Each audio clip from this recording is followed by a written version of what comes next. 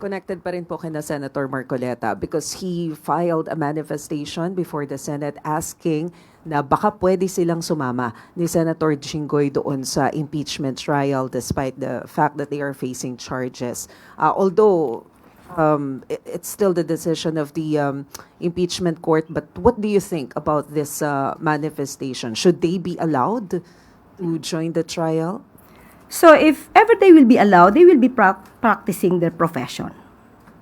So, if that would be the case at inalaw sila, maaaring lahat ng mga professional na nakakulong habang dinidinig ang kaso ay hahayaan na rin na magtrabaho.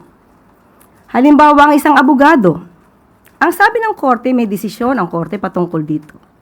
Siya ay maaari lamang gawin ang kanyang profesyon or i-practice ang kanyang profession bilang abogado kung siya mismo ang nasasakdal at ipinagtatanggol niya ang sarili niya.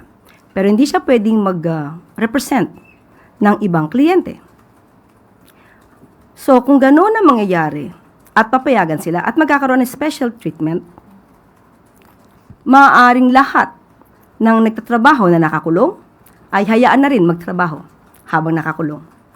At nabanggit na rin po dito, nagkaroon na rin po ng desisyon ang Sandigan Bayan patungkol sa motion ni Senator Jinggoy Estrada na hindi pwedeng mabigyan ng tinatawag na virtual freedom ang isang naka-detain.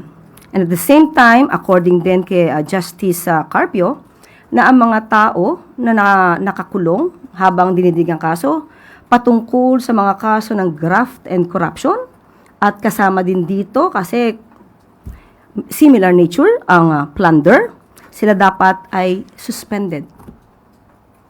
So, kung ano man ang magiging desisyon ng Senado patungkol sa manifestation ni Senator Marcoleta, hindi po rin ito mananaig dahil ngayon ang jurisdiction po kay Senator Jinggoy at Senator Marcoleta ay nasa kamay po ng Sandigan Bayan.